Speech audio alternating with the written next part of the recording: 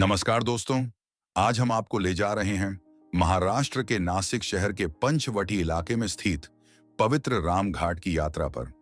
इस वीडियो में आप जानेंगे राम घाट का धार्मिक और पौराणिक महत्व, देखेंगे पवित्र स्नान और पितृ तर्पण की जीवंत झलकियां, और जानेंगे एक बेहद रोचक भूगोल कि कैसे गोदावरी उल्टी दिशा में बहती है।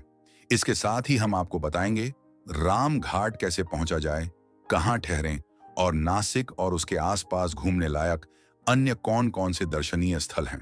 तो चलिए आरंभ करते हैं यह अद्भुत यात्रा, जो केवल वीडियो नहीं, एक अनुभूति है, आस्था, इतिहास और अध्यात्म की। राम घाट गोदावरी नदी के पवित्र तट पर स्थित भगवान राम से जुड़ा एक महत्वपूर्ण तीर्थ स्थल है। कहा जाता है कि त्रेता युग में भगवान राम, माता सीता और लक्ष्मण जी ने अपने वनवास के दौरान यहां निवास किया था। मान्यता है कि इसी गोदावरी नदी में वे प्रतिदिन स्नान करते थे, इसीलिए राम घाट को अत्यंत पवित्र और दिव्य स्थान माना जाता है। गोदावरी नदी को दक्षिण की गंगा भी कहा जाता है। यह नदी महाराष्ट्र के त्र्यंबकेश्वर से निकलकर पूरब की ओर बहती है और अपनी यात्रा में कई पवित्र स्थलों को पावन करती है। और हाँ दोस्तों, क्या आप जानते हैं गोदावरी नदी से जुड़ा एक चौंकाने वाला तथ्य? यह पवित्र नदी मुंबई से केवल 150 किलोमीटर की दूरी पर जन्म लेती है, लेकिन मुंबई से सटे अरब सागर की ओर बहने के बजाय यह उलटी दिशा यानी पूरब की ओर बहती है। और यही नहीं, यह करीब 2000 किलोमीटर का लंबा सफर तय करके अंत में जाकर बंगाल की खाड़ी में समाहित होती है। कल्पना कीजिए, जो नदी समुद्र के इतने पास जन्म ले, वो पूरे भारत को पार करके दूसरी दिशा में जाकर खुद को अर्पित कर दे। यही तो है भारत की नदियों की विशेषता, त्याग, तपस्या और सेवा।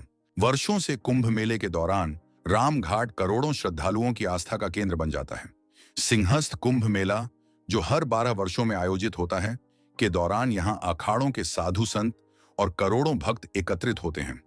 आगामी सिंहस्थ कुंभ मेला नासिक में 2027 से 28 में आयोजित होने वाला है, जिसकी तैयारियां धीरे धीरे शुरू हो रही हैं। इस महापर्व में देश विदेश से लाखों करोड़ों श्रद्धालु गोदावरी में पवित्र स्नान करने और पुण्य प्राप्त करने के लिए आएंगे। यह आयोजन न केवल धार्मिक दृष्टि से महत्वपूर्ण है, बल्कि सांस्कृतिक और सामाजिक रूप से भी एक विशाल मिलन का अवसर होता है, जहां विभिन्न संप्रदायों के साधु संत और भक्तजन एक साथ आते हैं।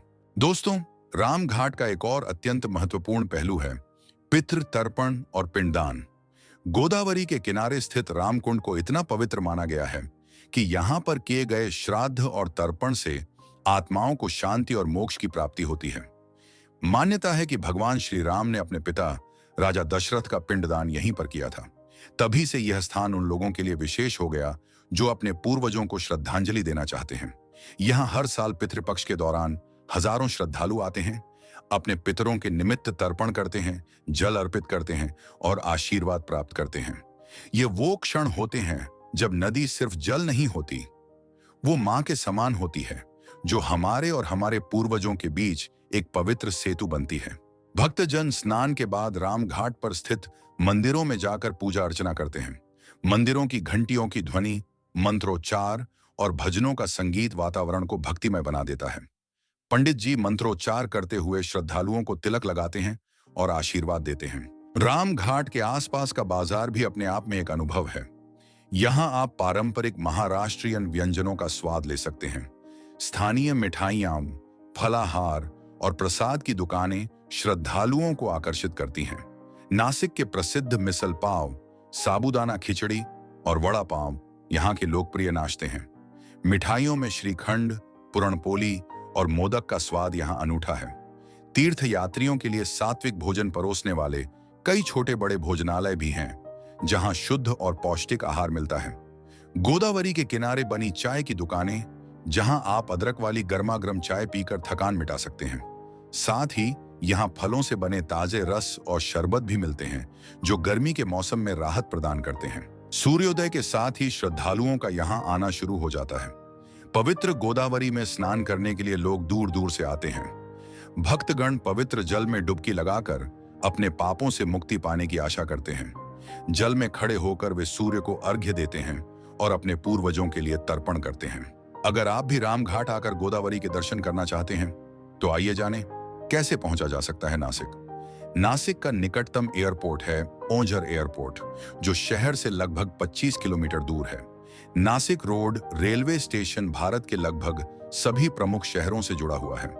यहाँ से रामघाट करीब 8 से 10 किलोमीटर दूर है, जिसे ऑटो या टैक्सी से आसानी से पहुंचा जा सकता है।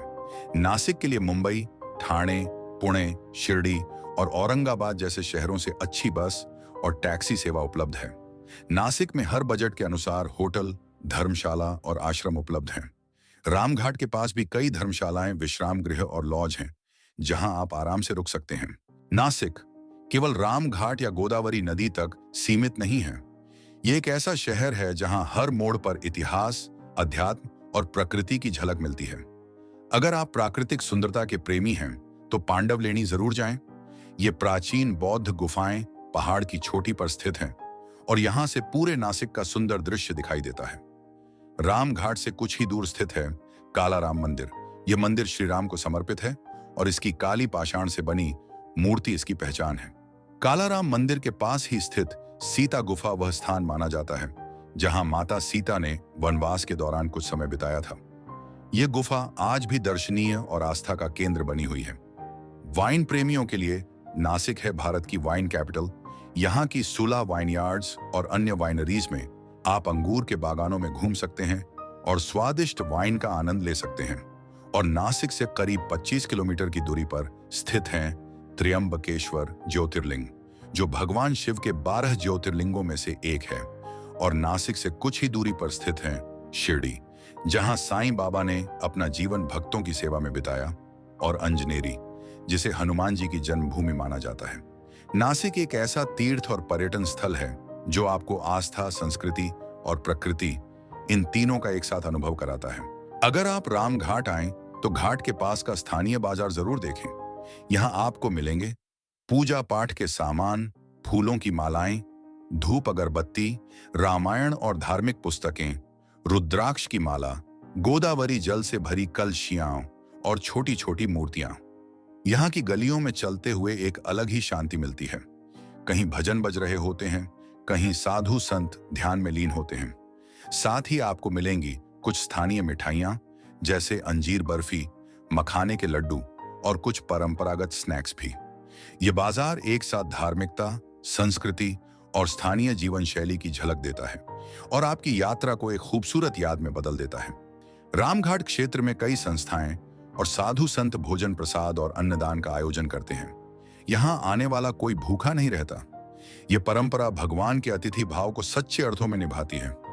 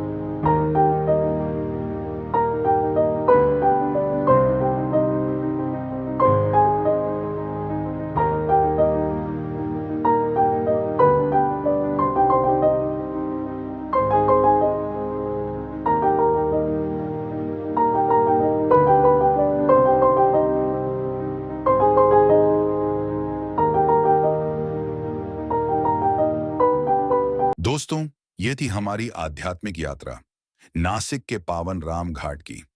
अगर आपको यह वीडियो पसंद आया हो, तो कृपया इसे लाइक करें, शेयर करें और चैनल को सब्सक्राइब करना न भूलें।